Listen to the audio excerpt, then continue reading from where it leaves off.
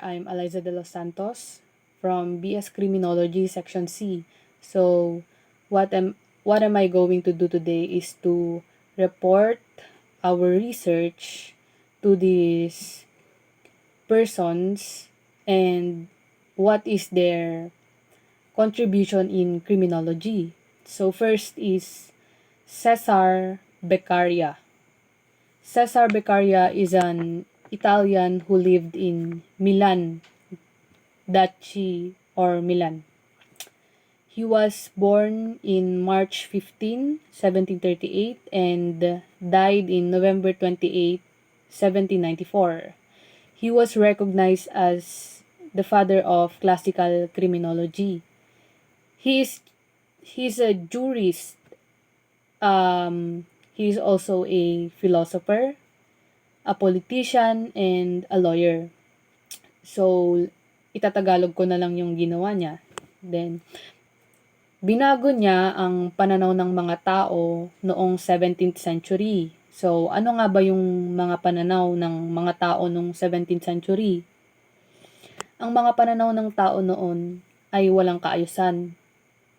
Lalong-lalo na sa pagpataw ng parusa sa mga taong nakakagawa ng kasalanan.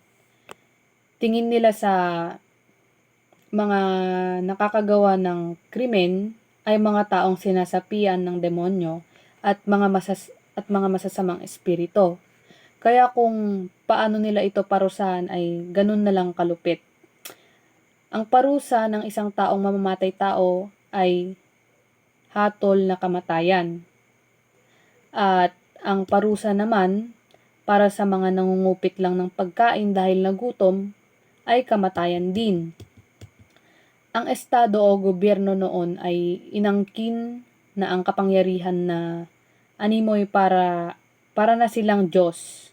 Kaya't ang mga sinulat ni Cesare Beccaria ay nagsilbing isang tuligsa at protesta laban sa hindi makatarungang pulisya ng Europa.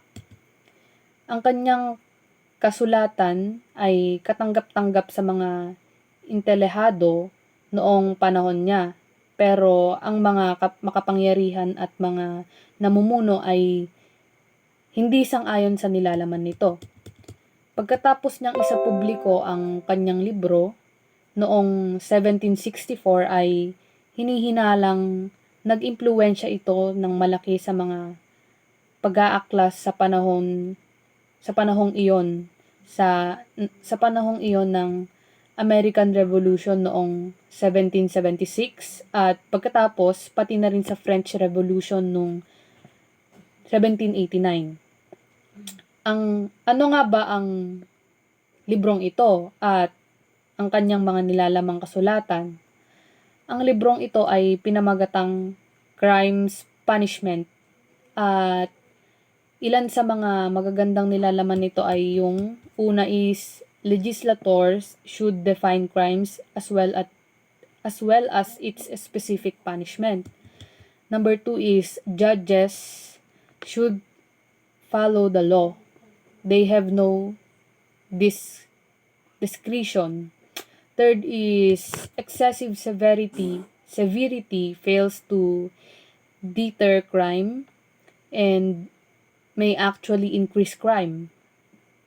So, fourth is seriousness of a crime is determined by the extent of harm that it inflicts on society.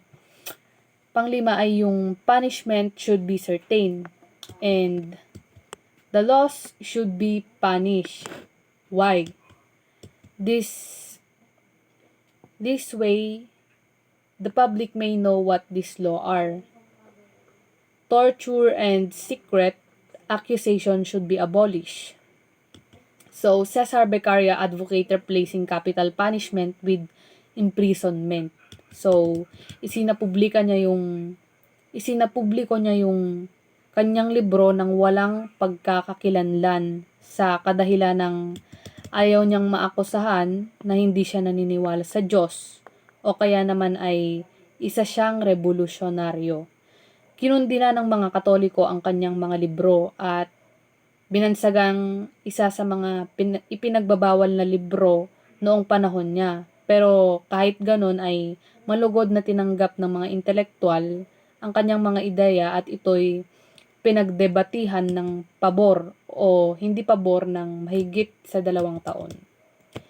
So let's move on to Jeremy Bentham.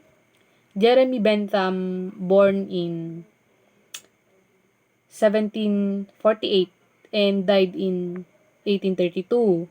So his contribution to classical school of criminology is the concept of utilitarianism and the Felicity Calculus. He proposed utilitarianism and the Felicity Calculus. And also, he proposed utilitarianism hedonism, which explains that person always acts such as way to seek pleasure and avoid pain.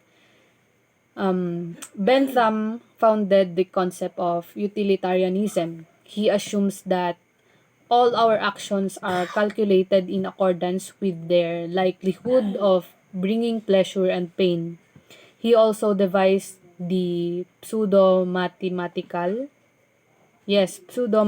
formula called Felicity Calculus, which states that individuals are human calculators who put all the factors into an equation in order to decide whether a particular crime is worth committing or not. He reasoned that in order to determine individuals from committing crimes, the punishment or pain must be greater than the satisfaction or pleasure he would gain from committing the crime. So, what is utilitarianism? Utilitarianism is a philosophy which argues that what is right is the one that would cause the greatest good for the greatest number of people. From this principle, Bentham formulated the Felicity Calculus. So, what is Felicity Calculus?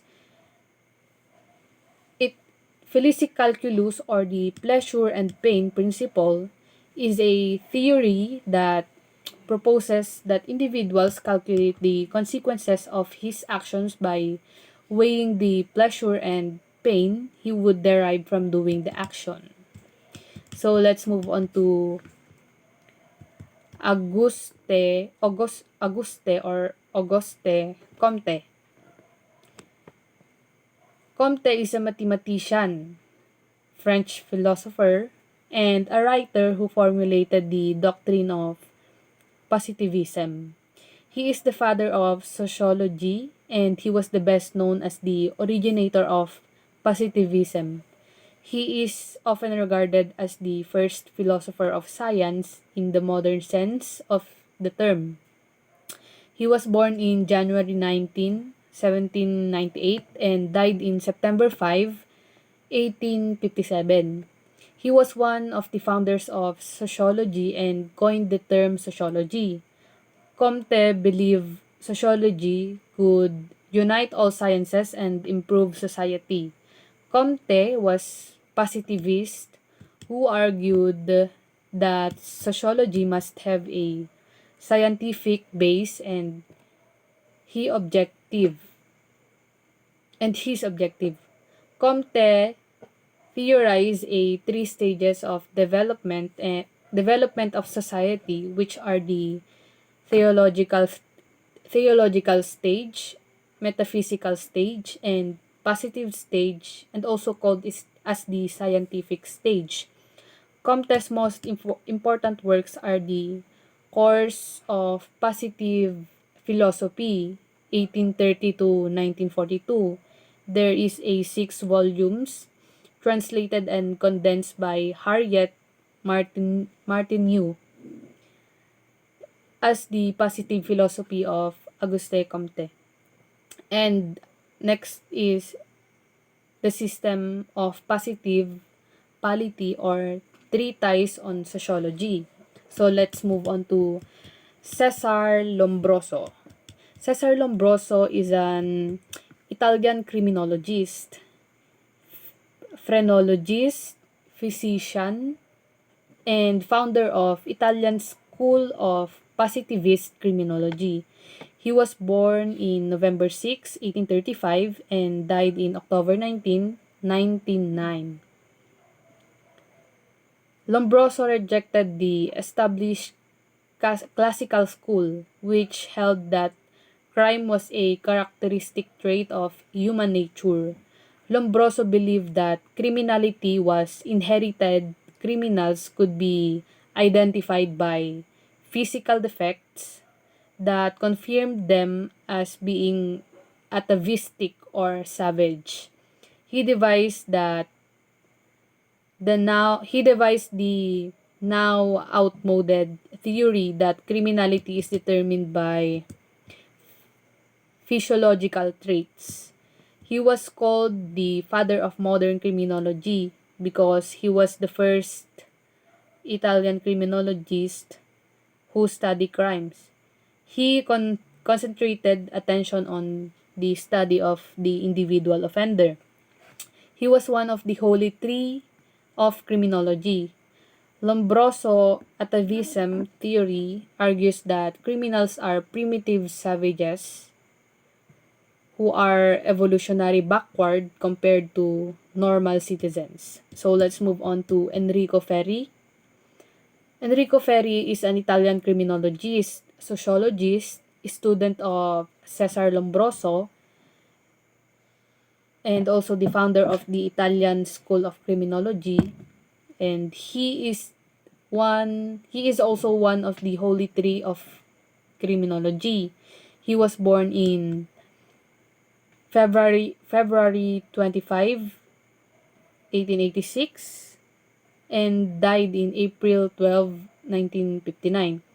He believed that the reason of crime is not completely determined by the individual's biological genes, but the result of the combination of physiological genes, natural conditions, and social environment. The three social factors of Ferry are the nature of social unity, nature of social continuity, and social change. His classifications of criminals as born criminals, criminal madmen, criminals by contracted habits, occasional criminals, and criminals by passion. And the last one is Rafael Garofalo. Rafael was an Italian criminologist and jurist. He was born in November 18, 1851 and died in April 18, 1934. He was one of the holy three of criminology, and his major contributions was the formulation of a theory of natural crime. This theory embraces crimes of two types. Of these are those of violence and those against property. His Criminologia 1885 was translated by Miller in 1914. So that's all. Thank you for listening. I hope you like my I hope you love listening my report. Again, thank you. Good day, sir.